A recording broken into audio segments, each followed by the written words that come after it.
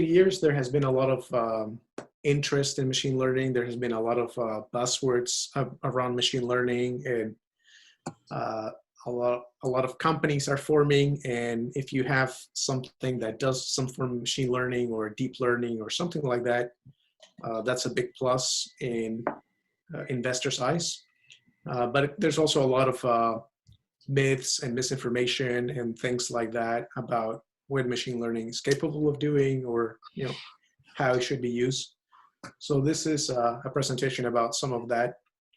First, I'm going to talk about sort of like some introductory concepts about machine learning and how some of the stuff works.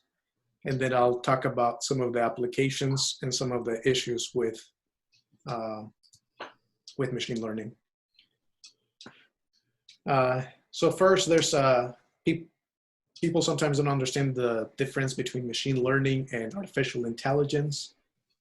So I think about artificial intelligence and machine learning as machine learning is a specific case of artificial intelligence. Artificial intelligence, the software is sort of solving problems by itself. But with machine learning, what you're doing is that the computer is sort of learning how to solve a problem from a set of data. So one example of AI would be like a chess program it's been programmed to look several moves ahead and recognize which positions are more favorable, and then it can pick how to move the next piece. So that type of software could be classified as AI, even though it didn't really learn from a set of data, or didn't take data and then try to figure out how to do that. But an example of machine learning would be a face recognition, where a computer is shown a lot of different pictures of faces, and then the computer learns what a face is and learns how to recognize a face. So that would be a distinction between AI and machine learning. AI, it's a more complicated problem. There's also the question of artificial general intelligence, which would be creating something that can reason and can solve any problem that you give it, even problems that have not been previously defined. That's still probably a long ways from now, and that's outside the scope of this. So once we're in the realm of machine learning, what are the different types of machine learning? So there's two main types of machine learning. There's unsupervised learning, and then there's supervised learning. Supervised learning is basically where you're giving the computer data, and then you're also telling it what the correct answer is to how to treat that data. So one example would be you give it a picture, and then you tell the computer, and this is a picture of a face. And then you give it another picture, and you tell it this is not the picture of a face. And then the machine or the computer has these examples that it can learn from. So in the case of facial recognition, you can think of that as classification, because you're classifying an image as face or not face. Another type of data that you can give the machine is you can give it values instead of classification. You can give it that if these parameters hold, then this is the value of a stock or something like that. And then the machine tries to learn based on the data, the input data, what the number should be, and that's example of regression. And a very simple example of that is when you have a whole bunch of points, like in a 2D graph. Maybe in school you learn that, you can sort of draw a line that approximates those points, and that's an example of regression. And so those are the two examples of supervised learning. The main thing is that basically you're giving the computer the correct answer, and then the computer is trying to learn from that correct answer.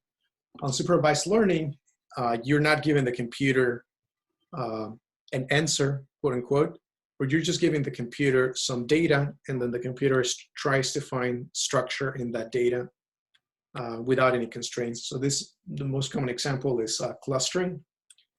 And so if you give the computer, let's say, a whole bunch of research papers, and then you look at references that are made in those research papers, and the computer can cluster papers that quote each other or that reference each other, and then it will find these like little groups, and then those would probably correspond to communities, like different communities.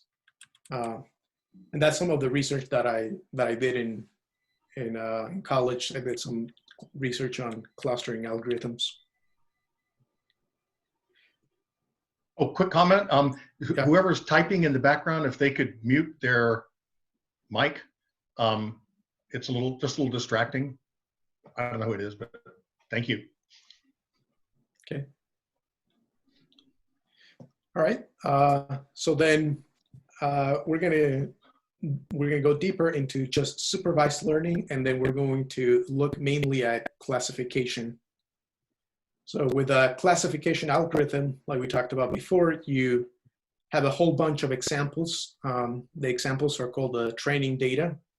And then you can have like pictures, and then show the computer like, this is an apple. These are all apples. These are all cupcakes. And then there's an algorithm that learns to recognize those. And then there's an unseen data comes in to the algorithm. And then the algorithm outputs whether that unseen example is, what it should be classified as. In this case, it can be either classified as an apple or a cupcake. And then that's what we're going to be dealing with today primarily. So there's a lot of algorithms. An algorithm is just like a way that the computer does things. But there's a lot of algorithms that do classifications. There's something called support vector machines, decision trees, naive Bayes, and then neural networks. The one, they all have their pluses and their minuses. And then if you do machine learning, you would probably first try to understand the problem. And then you would try to think about what algorithm is best suited for that particular type of problem. And then you would start doing, going into that algorithm and then trying out different things.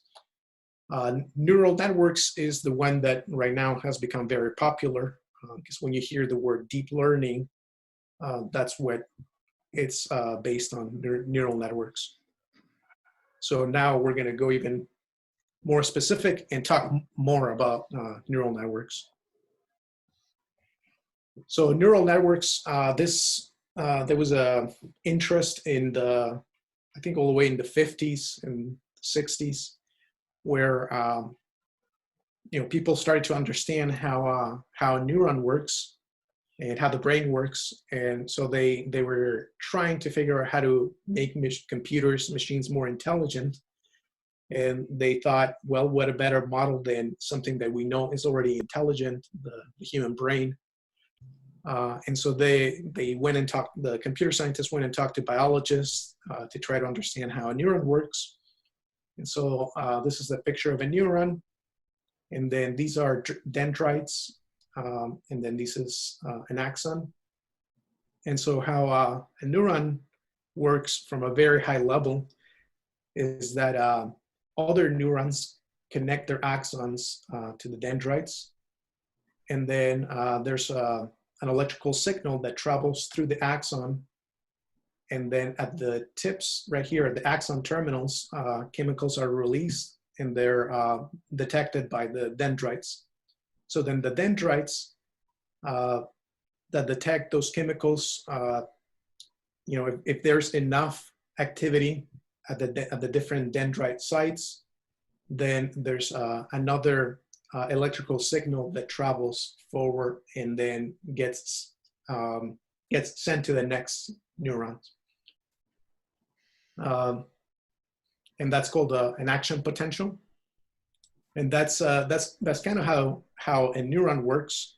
And so they wanted to take that model, and then they created something called the perceptron. That's a very a caricature of what an actual neuron does.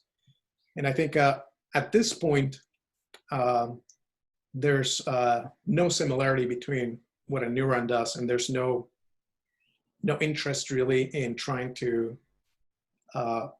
simulate the perceptron closer to what a neuron would do. But the idea then is that you take in some inputs. So like the inputs would be x1, x2, x3, and these would be numbers. And the inputs can be things like somebody's height, or the temperature, or pretty much anything that can help you classify something. And then they're multiplied by weights. The weights are basically just numbers that are what make the perceptron that it is. And then you multiply the inputs by these little weights, and then you add them all up. So you're going to get a number. And then if the number is above a certain threshold, then you output a 0. If it's below a certain threshold, if it's above a certain threshold, you output a 1. If it's below a certain threshold, you output a 0. So then the perceptron is sort of classifying all of these, whatever these numbers are, is classifying them into either a 0 or a 1. And we can interpret the 0 as a no and the 1 as yes. And so that's how this, you said this was not, you were emphasizing this was not like a neuron worked. Yeah. And I see that, the weights would correspond to your synapse strengths in some sense. And the X's would correspond to the inputs from other neurons, presume. Yep. And so in what sense would you say this is different from a real neuron? Why is that I think it's because it's a simplification of, we've learned other things about how neurons work. Like I think that there's some things that happen here with the mailing sheets, and there's just more complex stuff that's actually happening in a neuron. Yeah. And so this is just sort of like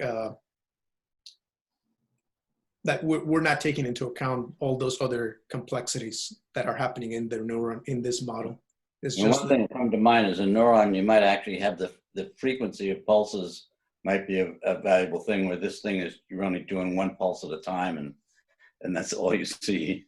Yeah, exactly. Okay. Yeah. Yep. But surprisingly, it has led to a lot of cool things, even though it's such a simple model of a neuron. So these weights basically can take, well, let's say that we have just two inputs, x1 and x2. And so x1 and x2 are basically two axes. So this would be the x2 axis, and this would be the x1 axis. And then what these weights do, this becomes basically a linear equation. And then this is what the perceptron is really doing, is basically drawing a line in this space. And then everything on this side of the line can be classified as a yes, and then everything on this other side of the line can be classified as a no. So this can be a 1, and this can be a 0. And that's what it does. And then as you add more inputs, it just becomes a higher dimensional space. So basically, if you had 3 inputs, then your space, instead of being a flat space, it would be like a 3D space. And then the perceptron, there would be like a plane that would classify the two sides of your space. One would be the yes, and one would be the no. And then as you add more, you have higher and higher dimensions if you have more inputs. One of the problems with the perceptron, though, is that it won't be able to create something like this. Let's say that there's everything in the center is a yes and everything outside is a no. It won't be able to approximate this because it can only do a plane. It can't do like circles or like non-linear shapes, like more complicated shapes. So what they came up with was a neural network, which instead of just having one perceptron, you have multiple perceptrons. So you have, this is one perceptron, and then these are the inputs. So you have just what we had here, where you have something that has weights, and then you multiply the inputs, and then you get out a yes or no. You have that right here. So you have this node is connected to all the inputs, and then there's weights for this neuron or perceptron, and then there's an output, and then that output is connected to another neuron, and then this neuron is connected to all the previous neurons, and then there's also weights here, and then this one also turns on or off. And then you have a final neuron that takes the inputs from these other neurons, and then there's also weights on these edges, and then they get multiplied, summed up, and just like a normal perceptron, it outputs either 0 or 1. So you have multiple layers, and then you have an output. Now, this more complicated thing can actually approximate any function that you can think of, and you can it's been mathematically proven that you have to add more and more nodes if your function is very, very complicated, but it can approximate any mathematical function, so that this can be used really to classify things that are very complex. So it would be able to classify something like this, like something that everything is at the center, and then everything that's a 0 should be outside. Okay. So then they started to use these, first they started to use them to classify different things, and then it kind of worked well. One example that these neural nets can be used is to classify digits. So this is the picture of a handwritten digit, and a picture is made up of pixels, and the pixels are just like the little dots in your image, and you can have maybe like 256. I don't know how many pixels this is, but you have a number of little dots, and that go from left to right, and then you have they start going from top to bottom as well. And then a pixel it's just a number, right? Because the number describes how much blackness there is in that square. So like this square right here is very white, so we can assign the number 1 to that. And something that's very dark, we can assign the number 0. And then something that's gray in between, we can assign a number in between 0 and 1. And so there's in this example, there's 784 pixels in this little square. So there's 784 inputs that are going to be fed into a neural network. So this, we can actually think of it as a 784 dimensional space. And then each of these little nodes is partitioning that space into yes or no. But then what happens is that they either say yes or no, and then they get fed into these other nodes at the next level. And then those nodes decide whether they get turned on or off. And then there's actually more nodes right here, and then these nodes can either be turned off or off, but these nodes represent the zeros or ones, or sorry, the different digits. So there's 10 different digits, and so there's 10 different outputs in our neural net, because each one represents the different handwritten digit that we're going to be classifying. And then you can train these neural nets, and training just means that we're going to be picking the different weights so that most of the time this comes out with the correct examples. Any questions? Yeah, actually, just a real quick question. I gathered that image, excuse me, is a 28 by 28 square.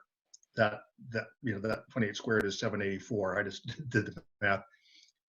Can these networks recognize like a 4 versus a 0 or whatever in any orientation? Do you know? Is that all you need? Is 784 inputs to recognize any digits in any orientation? This one cannot. Okay. Yeah, I think this one cannot do it. And then there's more complicated networks that we're going to talk about that can do it. Amazing. Dependent on what data it was trained on, of course, I would assume, right? I mean, if you gave it a lot of pictures of 4 sideways, it might be able to distinguish them. Yeah. I wonder. That's what I was wondering. Is it, we have as a constraint on this 784 inputs, rectilinearity, like vertical, horizontal. And I wonder whether you have to add more modules to get. That's all in the programming. Those 2 center columns actually might represent 200 center columns, and it's all in the programming in there. Okay. What it's been built to do. Yeah, but Bob is right that it depends actually on the examples that you give it. Okay. Because the neural net doesn't know anything about like, oh, this is numbers or right. Or yeah. pictures. Also the constraints, right? If you turn that upside down, it could be a lowercase h. And if the neural net doesn't know that it's only looking for Arabic numerals. Yeah. So the neural net is just saying like, oh, when I find something that looks like that, I'm supposed to turn this thing on. And if you give it a lot of examples, every time this is basically when you're training it, you're telling the neural net, this is turned on for all these different examples. And so you're supposed to look for things that are similar to that. And if you gave it like 4s that are like this, and then maybe 4s that are turned sideways, I guess we have to see, but it might be possible that it might learn. Yeah, I just wondered. Yeah. Any other questions? Okay, so what's the process of learning? The process of learning is basically these weights and these connections are basically just picked at random. And then what we want to do, what we do is we calculate on all of our training data. Then we calculate how off we are from the correct answers, because we can run the inputs, and then the network is going to make a prediction, and then it most likely is going to be wildly off because it was just random. But then based on that error, then we can calculate sort of where to move or how to move the weights so that we can start to minimize that error. So here's something that what it might look like. This is a graph of the error. This is just a simplification. This is not what the error would actually look like. But with calculus, you can sort of calculate in which direction you should move. So if you're here with calculus, you know that,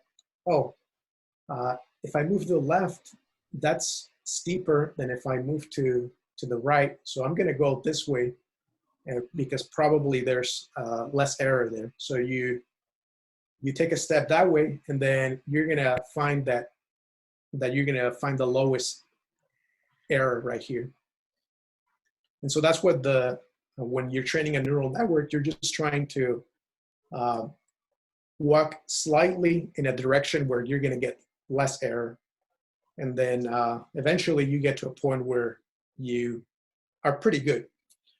Even though you might not reach the place that gives you the least error, because if you're here, you're going to think that going up is more error. But if you had kept going up, then you would eventually reach more error. So this is called a local minimum, because it's minimum locally in this region, but it's not the lowest error in the entire graph. And Ramiro, I'm yep. sorry, another quick question. I make up in my mind that, it sets some values for the weights. You showed a 4, you showed a couple more 4s, and it keeps adjusting its weights. You would have to, is the way these things are trained on each individual discriminant at a time? I mean, like, would you do all 4s and get it optimized for 4s, then optimize it for 9s, then optimize it for 8s? Because it would seem hideously complicated, or more complicated, to try to do them all at once. So do you know if that's how these things are trained? Are they trained incrementally rather than on every aspect of all the possible answers? Yeah, the way I've seen them is that you take like a group of numbers, or a group of examples, not the whole entire set, and then right. Then you calculate the error based on those examples, and then you move to the next set of examples, and then you can come back to that original set. But yeah, you're not, like, sometimes some of these training sets can be thousands and thousands of examples, and training it on the whole thing would take a long time. You mean like a lot of faces in China? Yeah. Right. Yeah. Yeah, typically the training of the type of learning systems that Google employs, you're talking millions of examples. Right. But again, it would be, you would first train it on 4s, then 9s. You wouldn't do like all digits. Oh, I see. Not necessarily. And in fact, one of the concerns you have to be careful, you have to be very careful with during the training of these neural networks is the potential to overfit your data. Explain. Overfitting is when, for example, you train it on 4s, but you train it so its recognition becomes so stringent that it only recognizes the 4s that the exact examples you've shown it. Okay. Yeah. So I think in this particular example with the handwritten symbols, you would want to train it on randomly numbers, so that you wouldn't want to do like all the 4s and then all 3s and then all 9s. That would probably not work very well. In many respects, I think you want to differentiate. You want to divide the possible inputs in this case into 10 different categories. And so you'd really want to know what the other categories look like. Something could not look very much like a 4, but if it looked more like a 4 than any of the other things, you'd want to pick 4, right? So you're not, to a large extent, you want to compare it with the other possibilities, and pick the most likely of a bunch of possibilities, I would think. Right, or have 10 different machines. Each one is designed to pick out its digit, and then you find which one of those 10 has the best weight or the final probability or whatever. So rather than having one machine do all 10s, well, I kind of said the same thing. Never mind. Yeah. Yep. The other interesting point I'd like to make about the slide Ramiro has up on screen right now is this shows one of the ongoing mysteries in machine learning that's talked about in academia. Ramiro talked about local minima. Right. The algorithm they use here, I think it's called stochastic descent, but effectively it is you're just following the gradient. Mm-hmm. So one of the great mysteries is, why does it typically seem to work? Even in the example that Ramiro is showing right now, if you follow stochastic gradient descent, you're not going to get to the minimum. You're not going to get to the quote unquote right answer. But in practice, that almost never happens. I think it says it never get. Go ahead. I think it says, my opinion at the moment is it says something very interesting about the nature of the problems that we're applying machine learning to. The fact that, as opposed to any underlying mathematics behind stochastic descent. Yeah, very interesting. But I have colleagues who do research in robustness of neural networks, and which is a measure of robustness. They mean it in a technical sense, where it's actually talking about the variability. How much deviation in the input does it take to change the output? But it's all part of, how do you test a neural network? We don't really know. Yeah. Yeah, cool. Yeah. So this is just what we talked about before, that by training, you calculate the error, and then you're just trying to minimize the error. And so this requires a lot of computation. And here's an example of something that you can play around with. The URL for this is playground.tensorflow.org. And here I have 2 inputs, x1 and y2, and then I have 4 neurons in my first layer, and then 2 neurons. And then I have my output, and then this is the data that I have. And then I can press play right here, and then it's going to start training my network. Wow. And then you can see that after some time, it gets pretty good, right? Then I can add some noise to it, so that some of the orange ones are by error are in the center. And then you can see how it does with some noisy data. And you can see that it did okay, not as great with the circle, because some of these errors confused it.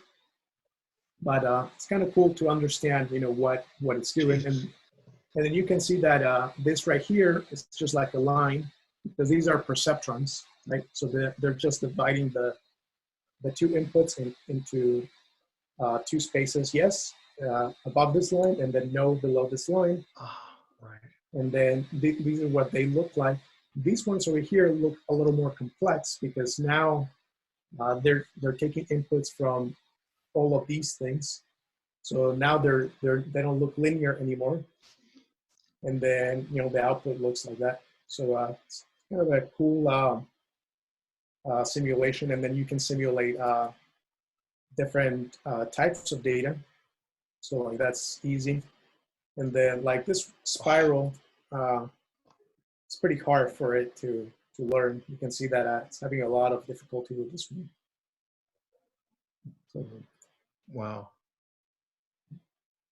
It's kind of cool. That's very cool. That's a great explanation. Well, and I guess the problem, of noisy data, it's the specificity versus sensitivity problem for any test, any model. It's and that's very topical now with tests for certain viruses and antibodies and so on. It's hard to get a perfect test that catches every example and misses none. Yeah. Yep. So all of this, we've known all of this, since the 60s, and we've understand all of this in the 60s, 70s, but it was not really used at all up until recently.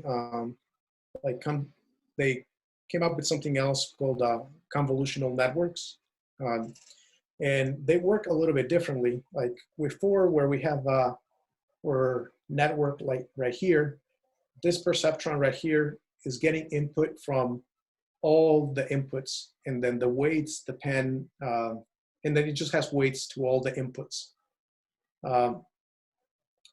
But it's basically observing the entire image. One perceptron is observing the entire image at once.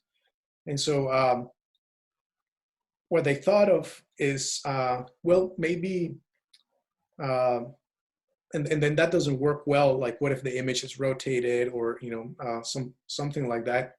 So what they thought of is these convolutional networks, where we divide the network into 2 phases. One is called feature extraction, and then the other one is called a classification phase. So the feature extraction sort of tries to find like edges. You have one layer, this one right here, that just tries to find edges. And then it could also, another neuron could just try to find corners. And then maybe something else just tries to find like little curves that are this way. Another one tries to find little curves that are that way.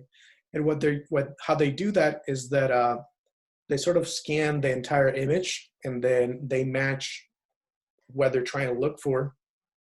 And then if they find it on a certain part of the image, then that part of the image gets activated. So that comes out to a 1.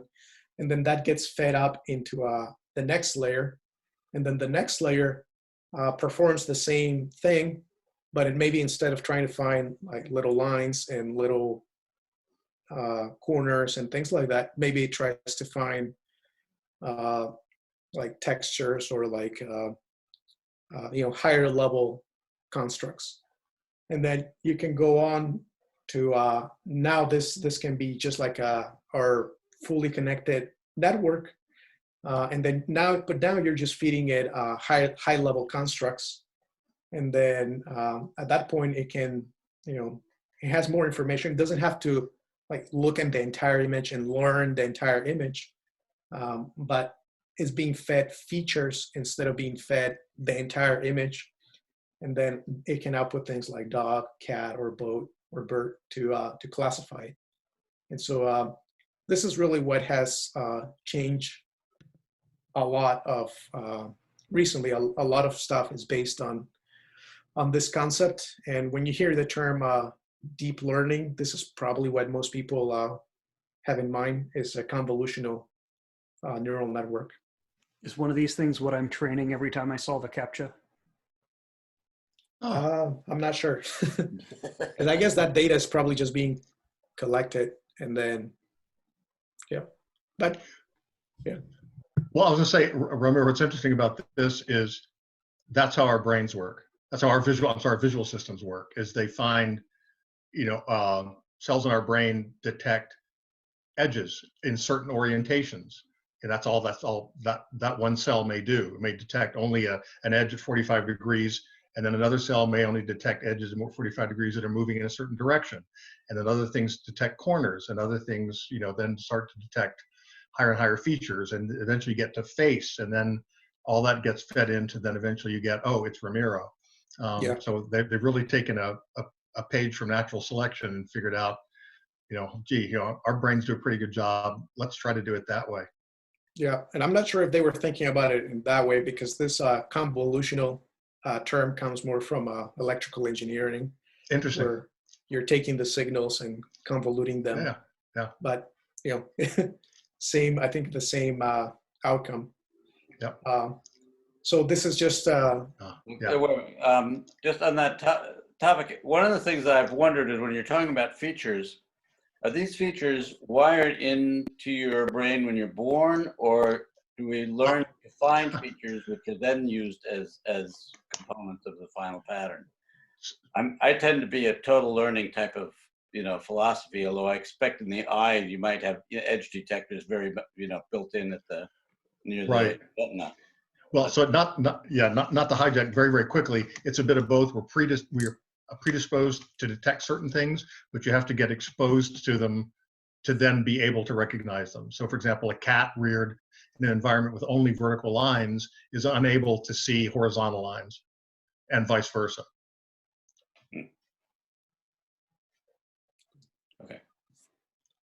So this is just some of the examples.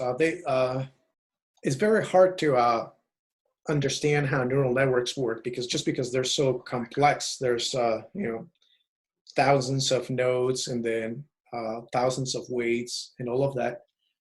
So they've tried to devise methods of understanding what a neural net is doing.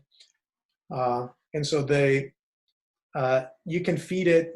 You can try to feed a perceptron the image that sort of triggers it the most, like it excites it the most. And this is an example of different layers. And so this image right here, that node gets triggered very much by that image, and that node gets really triggered by that image. And then you can see that what they're detecting is they're detecting edges and lines in different orientations, like I guess like our brains does. And then the second layer is sort of detecting eyes or noses and things like that. And then the third layer can actually detect faces and sort of in different positions of the image. Yeah, so and so you can feed.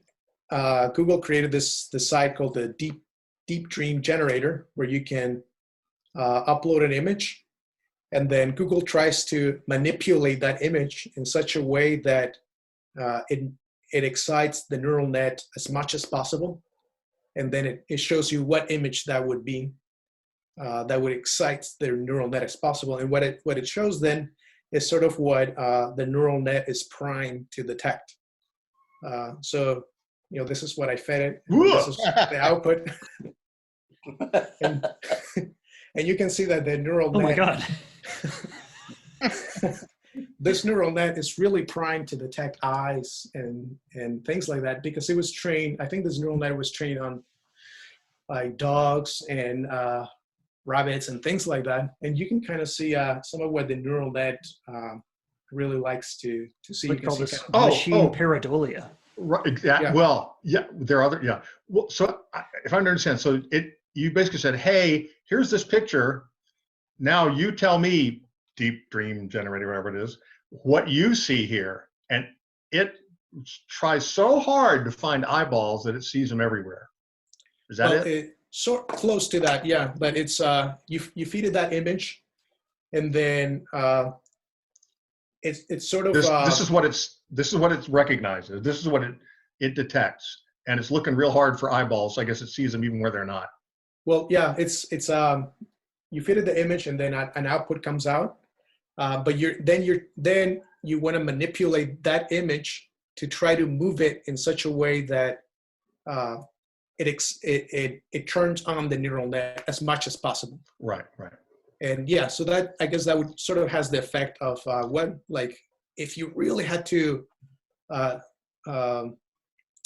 close your eyes and try to see something neural net, like tell me what you would see here in this image. Yeah. So that's kind of machine learning pareidolia. Yeah. Kind of looks like there's a fox sticking its snout out of your left ear right there. Yeah, right here. Oh, good eye. I wondered if that was my pareidolia going on or if this was part of the training. It's mass pareidolia. Yeah. Jeff, you should have warned me not to drop acid before this. Yeah.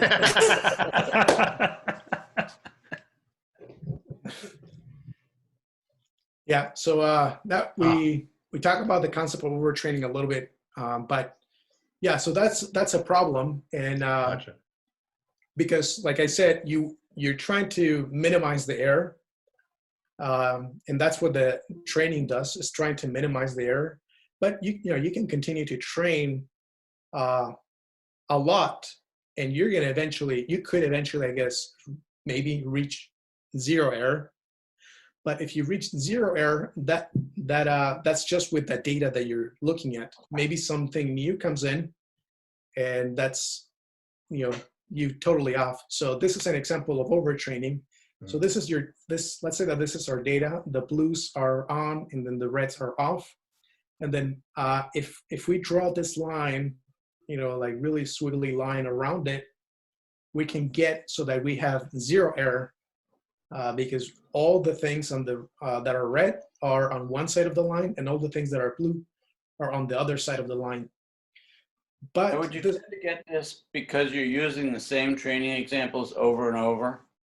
Yeah, you can get this. In real life, when you see a person 100 times, none of them are identical to the other times. Whereas if you saw, 10 pictures of that person, and you might get so you could only recognize those 10 pictures, and then anything that was even slightly off would say, well, that doesn't count, Yeah, you could yeah, that would be overtraining.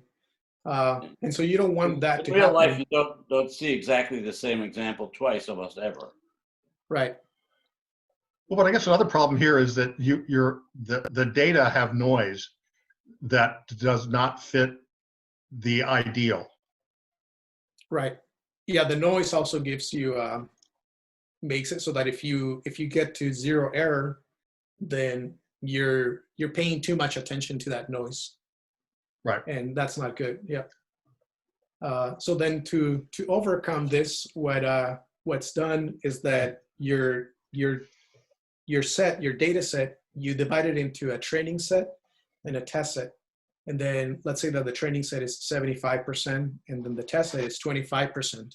And so you train on this 75%. So you don't train on this other data. And then you kind of watch how you are performing on this test data. So here's a graph of the error. This is the error rate. Actually, I made a mistake here. This is not the number of nodes. This is how the error, like as we're training, how the error is dropping. So on our training set, the error is beginning to drop, and it just continues to drop because we're just trying to find the place where we're going to get less and less error. But eventually there's going to be a point where on our test set or our validation set, the error is going to decrease, and then eventually it's going to start going up. And that's when it starts going up, that's when we're sort of overtraining our data. And then this is the point where we would probably want to stop training, and that's where our neural network probably is generalized as well to data that it has not seen.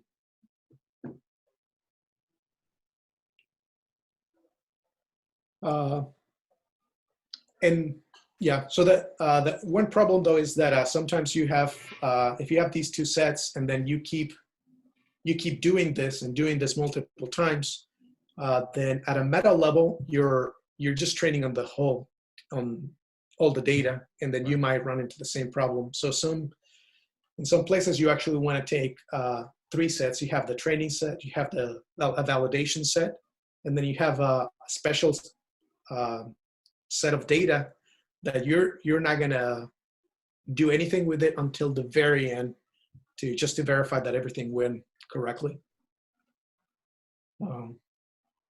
Yeah. So any questions on that? Yeah, well, so I guess if you had a validation set that you ran through but didn't let the system adjust to, you could use that validation set over and over and over, right? Does that make sense? No, can you explain it again? So meaning you train, and then you're testing how good your system is, and you have a very particular validation set that maybe is close to the boundary, and you run that through your system, but you don't let the system learn from it. You only let it, then you could use that validation set over and over and over again to check how your training is going if you don't allow the system to learn on it. Is that right? Yeah. Okay. And that's what's done a lot of the time. Yeah. Okay. You keep testing as you're training your neural network. You don't let the neural net train on that data, right, but you keep seeing how it's doing on that validation set up until the point where you see that the error on the validation set starts going up. Then okay, that's probably a good point to stop training my neural network. And now your fear is that your validation set may be skewed such that it gives you the validation error is tuned to that set. I don't know the right terminology, but right. The trick here is in how you sample your data. As long as you sample it, and sampling over a uniform distribution, or sampling over a distribution is actually quite hard. But if you do it properly, then you should you can mitigate the risk of having a bias in your validation sets. okay. Well, should the validation set be really close to the boundary? No, you want it to be that would be a bias. Yeah. Really? Huh. Because you don't know where the boundary is. That's where when you're training, that's where you're trying to find what that boundary is essentially. So right, you don't know where the boundary is. You know what's right and left or dog and cat, but you don't know the boundary. Okay, gotcha. Ideally, what you want your validation set to be a uniform distribution of what you actually expect to observe at classification time. Great, thanks. That makes a lot of sense. That really clarified. Because, Ramiro's probably going there at some point when he talks about self-driving cars. But for example, if you only have training in broad daylight, as soon as your self-driving car gets at night, it's in trouble. Right. So when you validate, you have to have that same distribution that you anticipate experiencing. Yep. Are you going to talk about GANs at all? No. Say again? Nothing. GAN. Forget I said anything. Okay. It's a rabbit hole. Yeah. So yeah, some of the applications of neural networks are like self-driving cars that, like, so for example, the Tesla self-driving car system has 48 neural networks, and then what they're trying to do, they're trying to do different tasks. Maybe they're trying to find stop signs or find traffic lights, things like that. The whole system then is used to to drive. There's neural nets for like purchasing stocks. There's neural nets that are used for deep fakes. I don't know if people are familiar with deep fakes, but that's like you can take somebody's, if you have a video of somebody, a lot of video, then you can sort of create fake video that looks like they are saying specific words and sentences that you're basically typing what they're supposed to be saying. And so the neural net is basically learning how they should sound, and then it's helping you generate how they should sound. And there's also things like radiology. So there's a lot of radiologists that what they do is they try to find in an image, they're trying to find tumors and things like that. So you can also train neural nets to detect those things. Language translation, and basically anything any task that you have to classify something, and then you have a lot of data that neural nets can be used for something like that. So the recent success of these convolutional neural nets and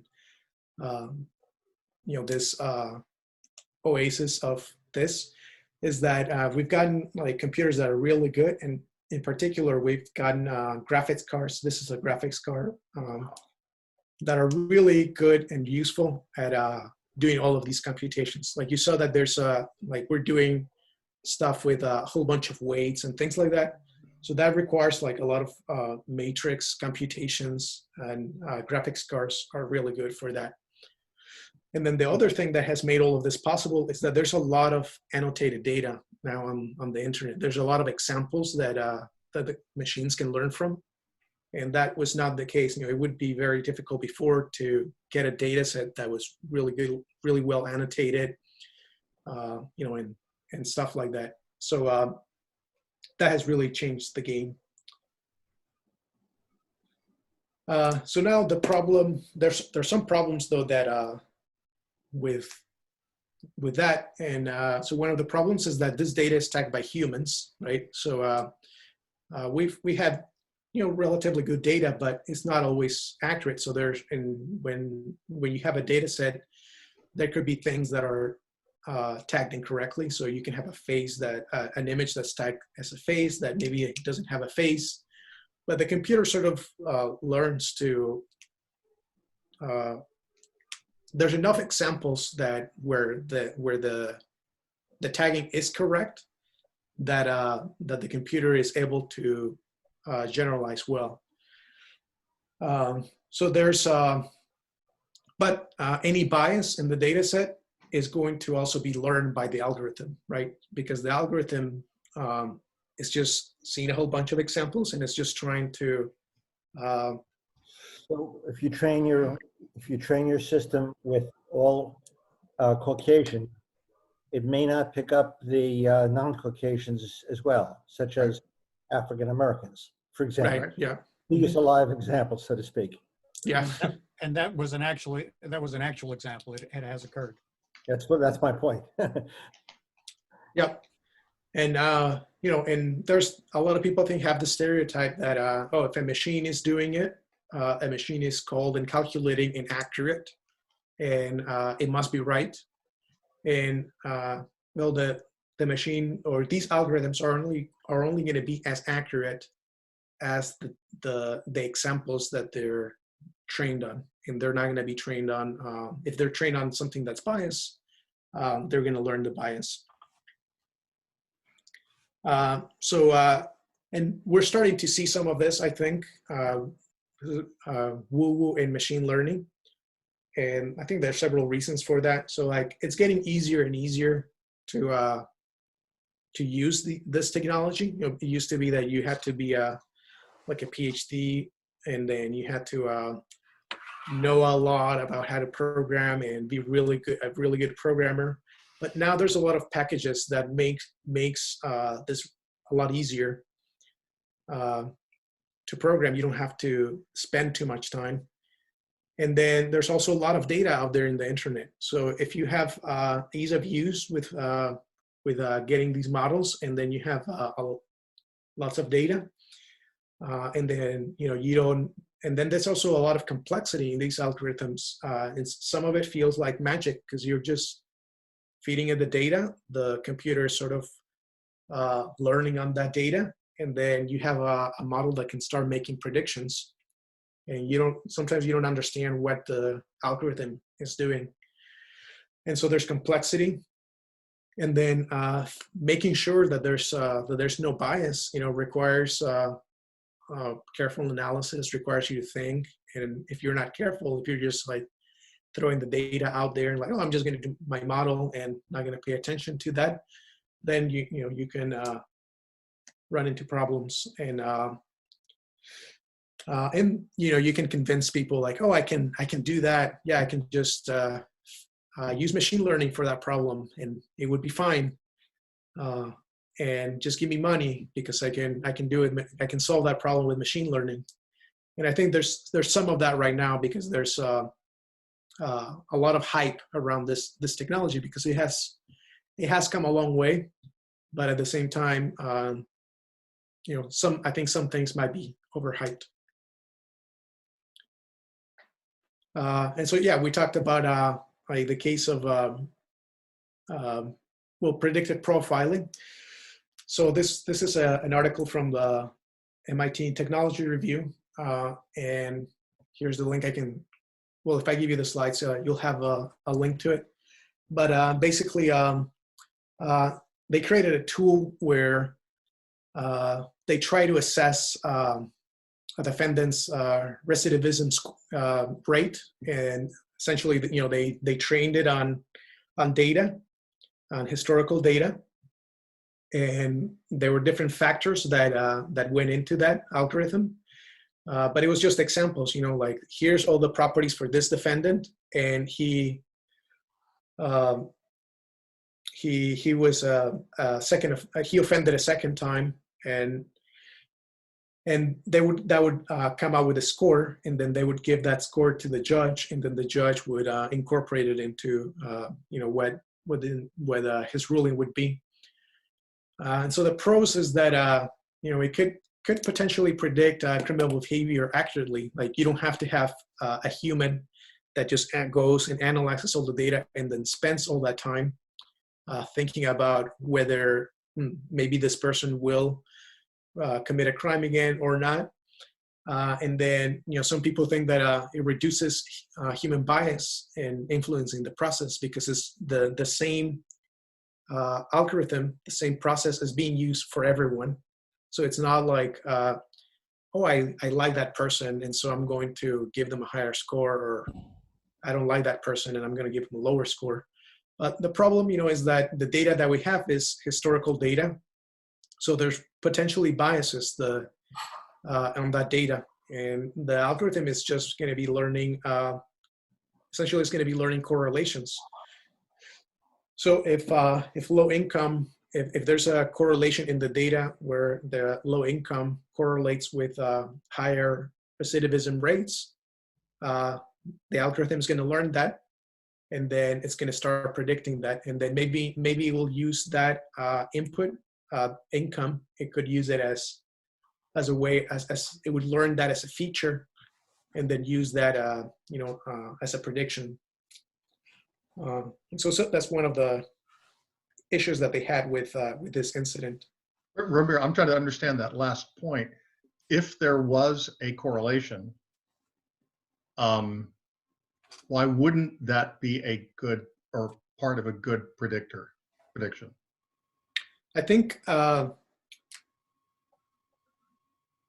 a higher level, like, we know that correlations don't always imply causation. Right, but that's all it's done is correlate past history with behavior. It said, oh, we looked at all these defendants, and here's a common feature among those who, recidivized. I can't come up with the right word. Who committed a second crime. It's all correlation. It's the uncommon item. So if everything you know about the person says it's low income,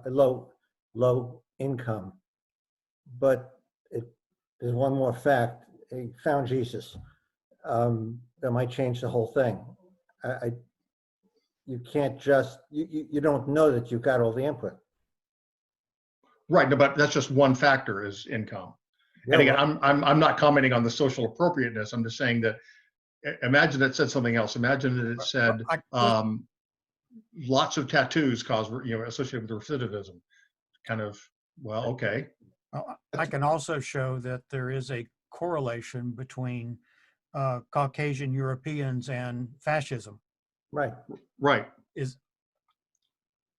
That doesn't mean that you can, again, going back to, as Ramiro said earlier, that I think it was Ramiro, correlation is not cause. No, agreed. But I'm trying to figure out what did this risk assessment tool do other than find correlation? Well, the machine learning algorithms, that's what they're trying to do, and so that's a tool that we can use. But I think the point might be that we have to be careful with that tool. Right. We I think can't also, just- Oh, you mean just in general? Yeah. Right. yeah, the output of this profiling process says, okay, this person has a low income, therefore I'm going to recommend a longer sentence. Longer sentence correlates to lesser ability to work when you get out, and now you're in a downward spiral, right? Right. No, I totally get all that. I'm not talking about the social implications of this, and believe me, I'm not in favor of judging people based on their income. But let's just say that said something else. Let's just say shoe that size. You judge people based on their shoe size. Yeah, right. Imagine that there actually was a really good correlation between shoe size and recidivism. Yeah, and wouldn't that be worth taking into account? I think it might be, it might be taken into account, and then we could probably, try to learn something about it. I think if we were doing it from just like a research point of view, but then we would probably have to try to think if there's maybe another cause that's causing the two that are related. Maybe there's something else that causes both recidivism and shoe size. If you're trying to fix things, I totally agree. But maybe this is a discussion for another time. I guess it sounds as if we're saying no matter how accurate this thing was, based on finding correlates find correlates of recidivism, we're not interested because it may all be factors that have root causes that are due to things beyond the person's control or something. I think the con I think that he's discussing here is using these machine learned correlations for predictive profiling. Right. Yeah, and I think that's an ethical concern, and because you can just say, I don't care about the causes. I just want to find correlations, and I'm going to base my decisions purely on correlations.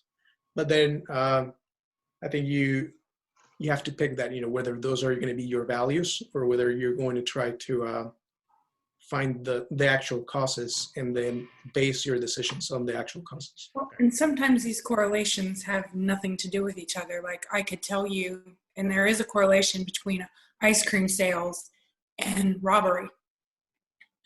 There's higher ice cream sales when there's higher crime rates. Right. And those two things have nothing to do with each other when you look at it. It's just because warmer weather tends to increase more criminal activity because people are out more. I just have to buy ice cream on my way to rob a bank. That's just normal. Well, but wait a minute. We're seeing more crime rates because of coronavirus. So well, hang on. It Wait. causes less crime if you look at that correlation. Wait, but Faith, really what the correlation is that less banks, less places. But if you own an ice cream shop and you're trying to decide in what months should I buy more robbery insurance, that correlation is very useful. Right, but it's not, but the correlation wouldn't be useful for like a politician where they say, well, we're going to ban ice cream because ice cream is what's causing higher Agreed. crime rates. And that's where the danger, and I think that's where the danger where you're saying where the machine learning is going to find a correlation between two things, and then legislation will be made upon it without there being a real cause and effect link. Right. Yeah, and I think that these algorithms are tools, and like that would be an example, Eric, of where you would be like, oh, I could use this tool, and maybe it's not unethical in that case to use that tool in that way, but maybe in other cases you could border on maybe unethical if not used correctly. And so we just have to remember that they're just finding correlations, and then they're just tools for finding correlations. I would think that one aspect of this is there's two problems here. If you decide that somebody is more likely to repeat a crime, there's and you keep them in prison longer, it does probably reduce future crime. Right. On the other hand, it does seem rather unfair if the reason that they're more likely to repeat a crime is because they're poor. Right. Because you don't really want to punish them for being poor. And when you do keep them in prison longer, that's a punishment. So you kind of have this conflict. And then the problem is if you want to say, okay, we'll give them a break because they're poor, since it's a machine learning algorithm, you don't know that are actually being judged on the fact that they're poor. Okay, so I feel like that the reason why this is something you want to avoid. Or you have to watch out for. Well, another real world example was a credit card company that turned some ML loose on their data sets and discovered that people that shop at certain stores were more likely to default. And so therefore they began predictively profiling and canceled cards from some individuals based on the stores they shopped at. Poor people. Right. And so Not necessarily poor people like basically what they ended up, they canceled cards for people who shopped at Walmart. Right. Yeah, I was going to suggest that. Sita added in the chat, since she's cooking on the side, since we can't remove bias, I guess it levels the playing the field by applying the same amount of bias in every situation. Smiley. Yeah. Yeah, that's a good point. Right. Yeah. Well, I guess the real problem here is the question they just tried to answer up front was flawed. It's like before they even ran this, regardless of whatever correlations they found, the point is no, either the point is no, we're not going to go by any correlations, and so we're not going to try to use machine learning. But then I guess the other question is, well, what else does a judge go on? Yeah, I think we have to just understand things, and then once we understand things, then as a society we can make a decision whether we're going to use that particular correlation or not.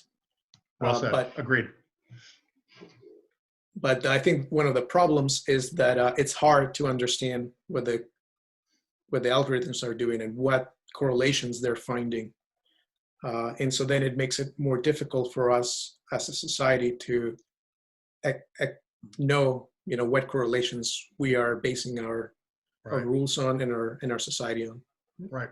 Well, even from a marketing standpoint too, because like Target at one point they were analyzing people's shopping habits, and they figured out how to market baby products to women based upon their shopping habits.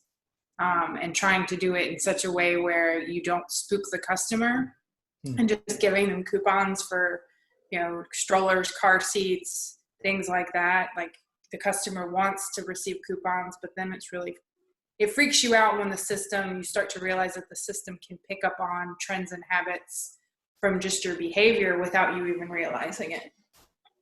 Yeah. I'm going to move on. We have some stuff to go over. But, so another example is the YouTube recommendation algorithms. So before 2012, what was recommended to you by YouTube was viewer count. So the more viewed videos would be recommended more. But then, that created problems because then if you got to a certain level, then you would always be recommended, or a lot of the time. Then 2012 to 2016, they incorporated an algorithm that uses watch time and session time.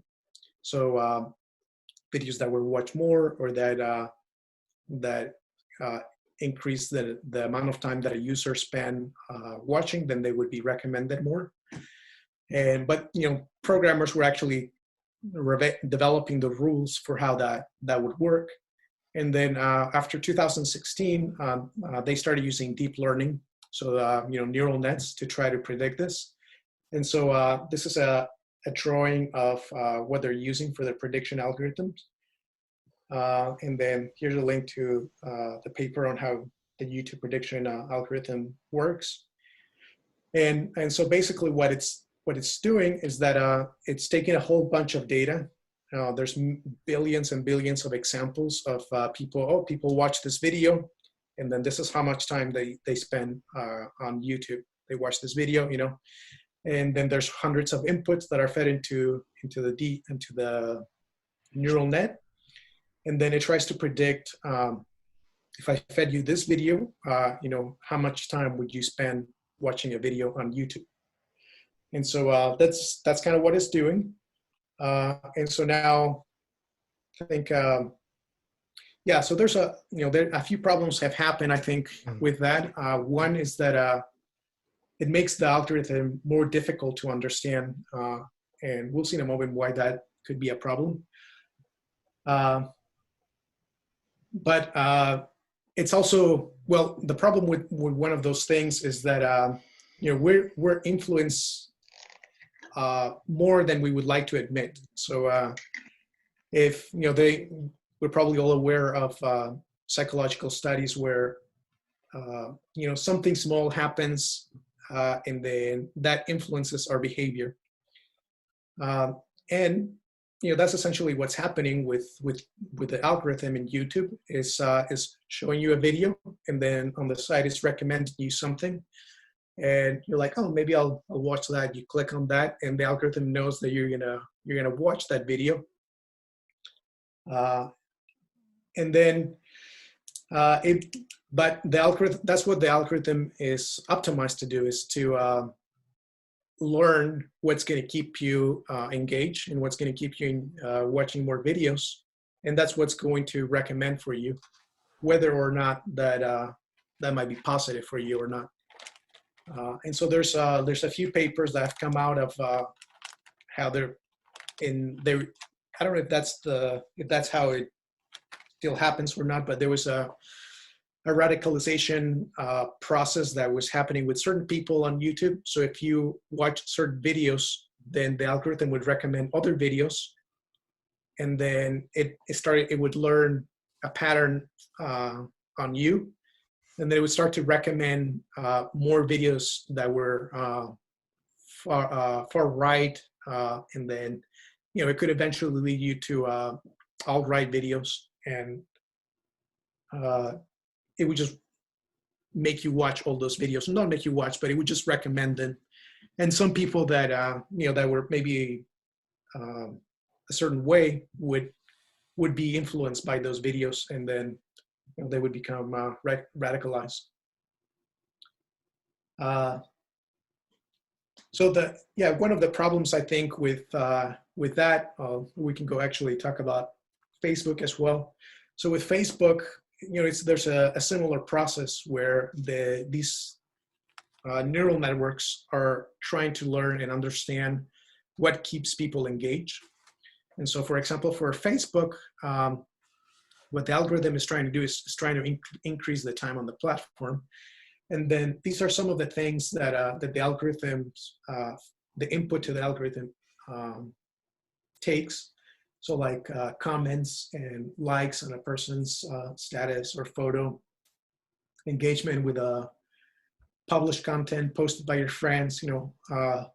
They also read shares that you do on Facebook Messenger, replies to comments on video, things like that. They take all of that information, and that's fed into this really complex neural net.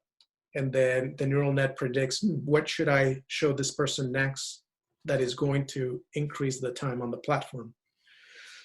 And then that could be things that that make you mad.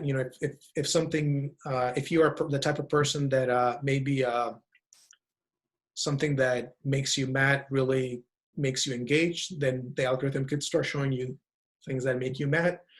Or if you are the type of person that just likes to hear things that confirm your own biases, maybe the algorithm would start to show you that, if that's what keeps you in the platform.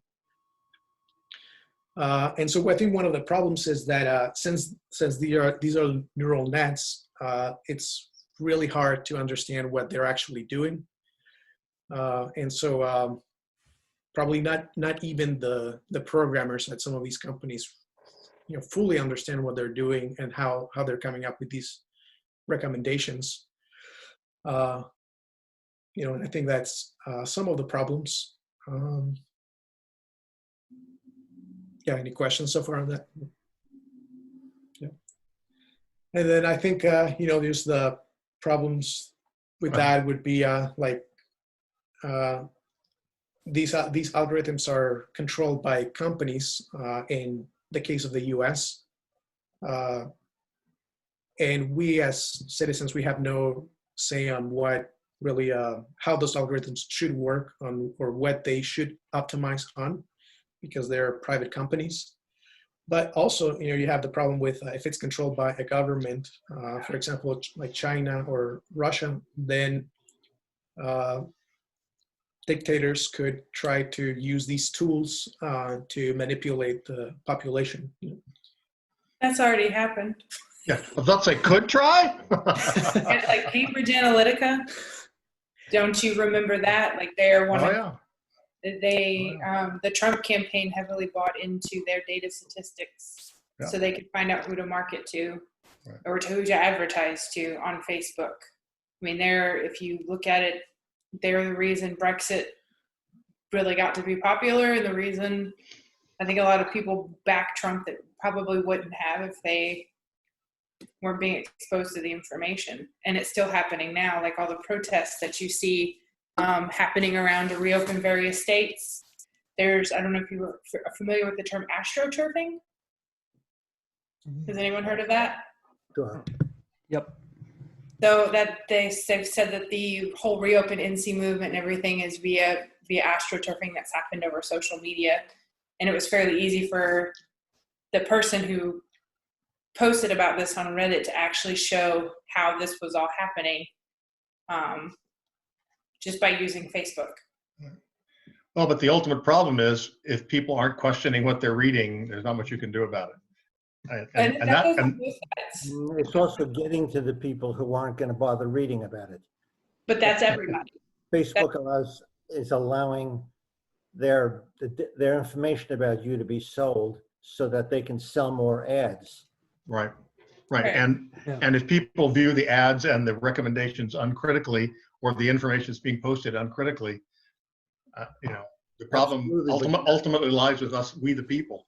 But you're not going to change those people very easily. Nope. You might be able to have some influence on the ads. Yeah.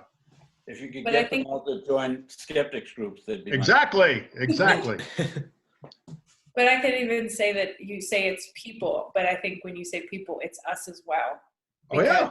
I've had to make it a habit where if I see something on Facebook or if I see something on any social media platform, I go into Google and do research before I make a judgment about something. Absolutely.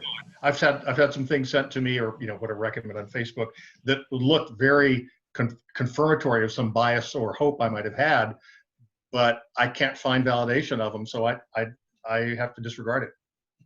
Yeah, but you probably spend time like looking at that, and Not very long. It was like a headline, and then I put the gist of this, and then instantly went to Google and Snopes and whatever else, you know. Yeah. But you might have spent a little bit more time than a different post. Oh yeah, sure, On it, sure. and then Facebook's gonna record that, and now Facebook knows. Oh, this interests Eric. Yeah, right. Uh, Believe me, I know. I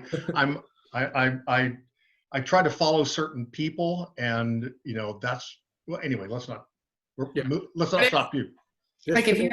Just to make one further point, though, when Eric or you, Ramiro, went and looked at something that you were curious about that you thought was wrong, you told Google you were interested in the subject.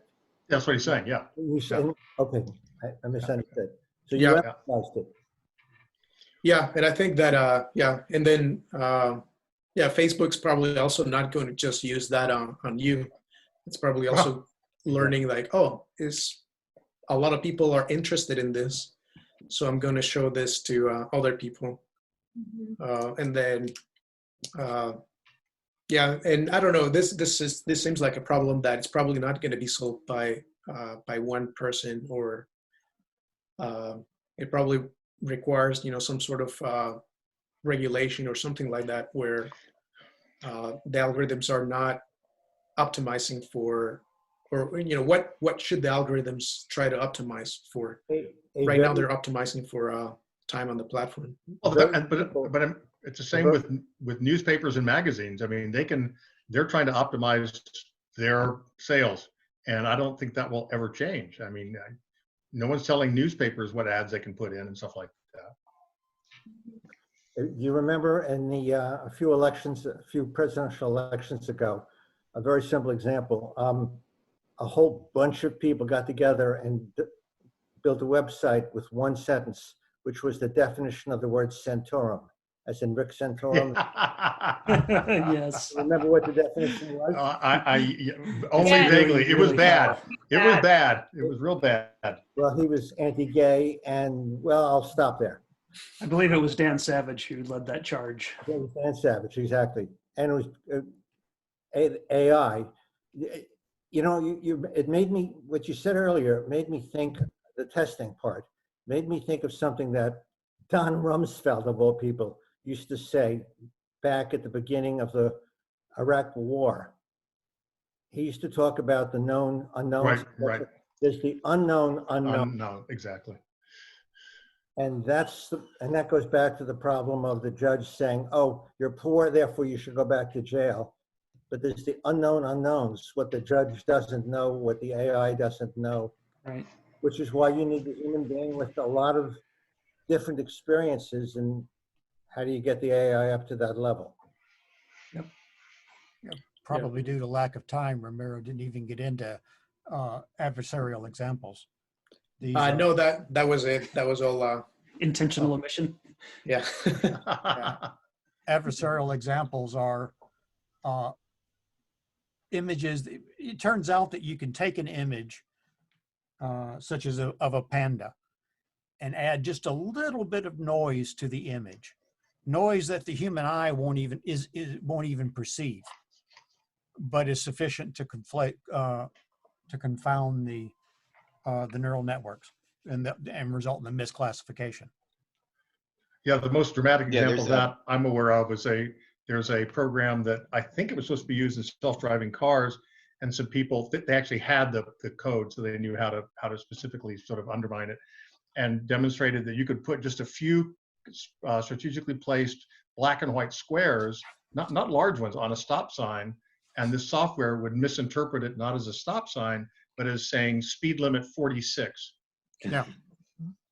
There's a discussion of that in an article in Skeptic magazine this month on AI, and they showed just that. I think they use a picture of a school bus, and they add a little bit of squares of noise, and then the AI interprets what to us looks like a school bus as an ostrich. Right.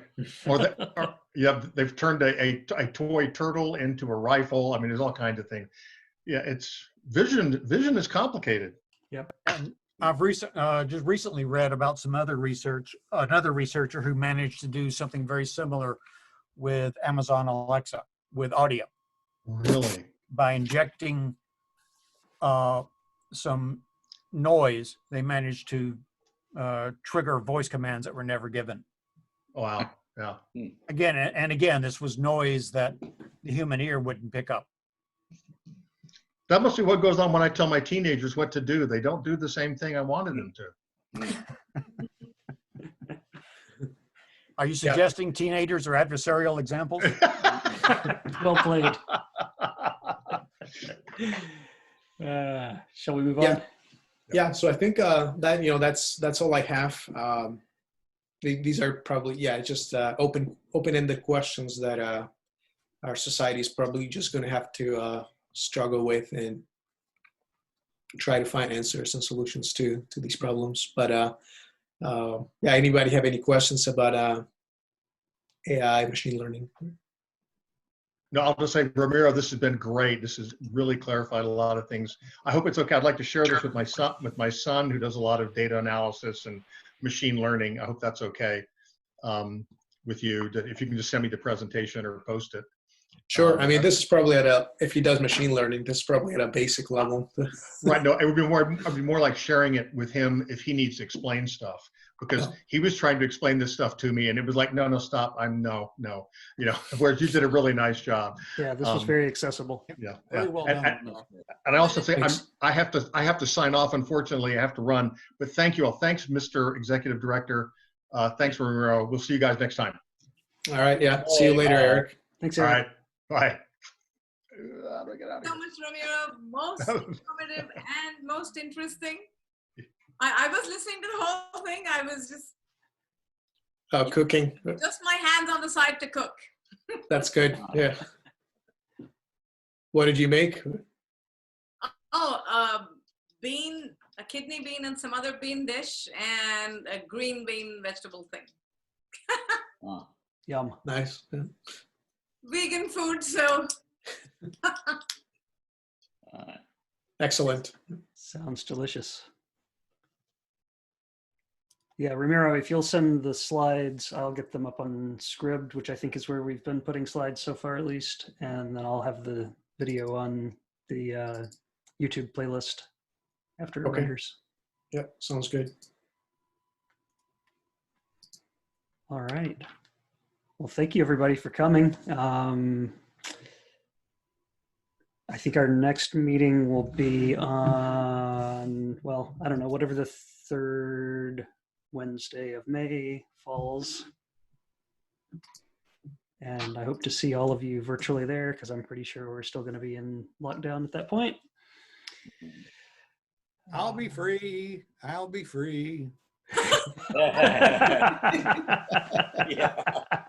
Let my people go. I'll drive over to where he is, right? Yeah, we're all going to converge on Chateau Rutledge. Yeah, just come on down here. We don't have any of that pandemic plague kind of stuff down here. Evidently, it's all. Yeah, do you have a topic yet or not yet? I don't. So if anybody has topics to suggest, please feel free. I guess email humans@triskep.org, TRISKEP.org. That goes to a distribution of some of the core people in the group, and we'll get you on the schedule, whether it's a talk that you want to give or one you're interested in having. I want to try to keep the pipeline full, and I've been slacking off a little bit on that lately. So more the merrier. Does the group mind if one non-triangle person participates? Nope, not even a little. That'd be great. I guess, does that make me square? I don't know. You get to pick. No. You don't have a triangle in the Atlanta area? You don't have 3 cities that are important? No. No. It's just Atlanta. Just the one. Atlanta. Joel, I just sent you a direct message. I have a question for you. Okay. I sent it on Meetup. Ah. Oh, okay. Thanks. Sorry to interrupt. No, not at all, Mike. And talking of direct messages and the like, I've been meaning, we talked about this, gosh, either at the first of the year or maybe at the end of last year.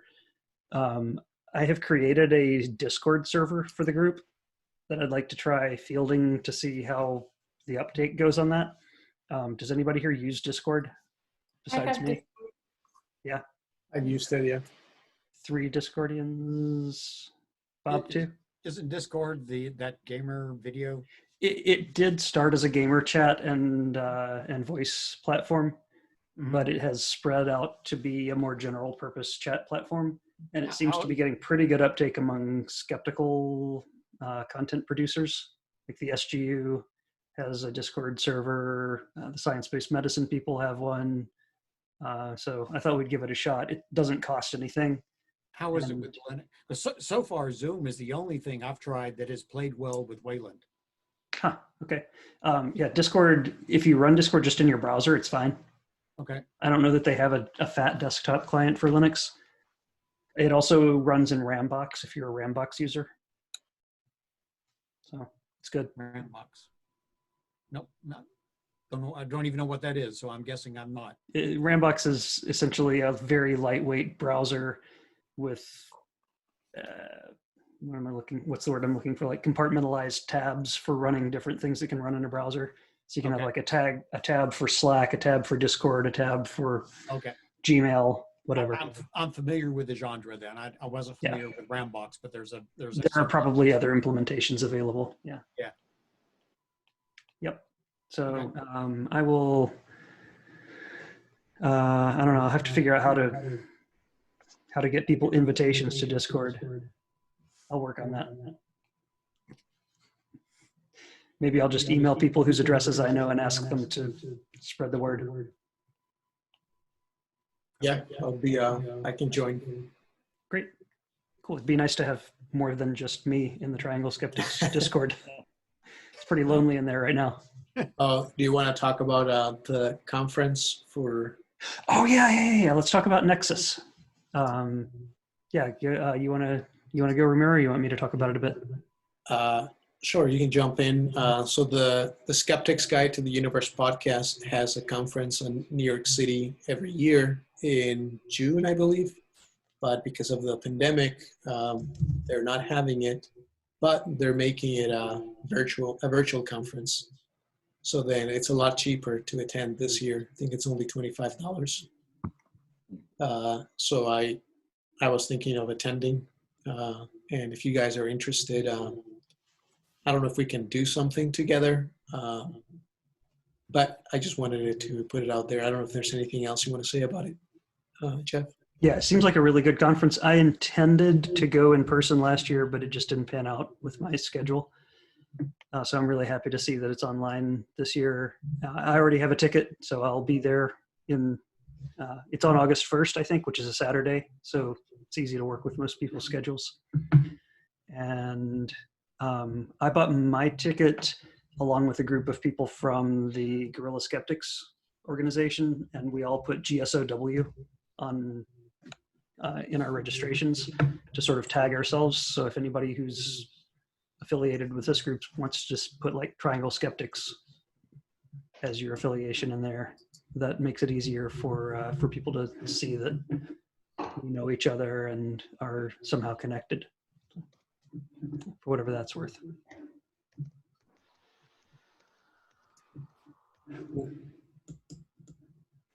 But it should be a good time. All right. Anything else? I think that's it. Okay. Well, thanks everybody for not actually coming.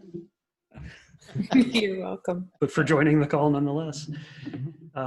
You all stay safe and healthy, and I'll see you on the third Wednesday of May, and we'll hopefully see some of you on Discord between now and then.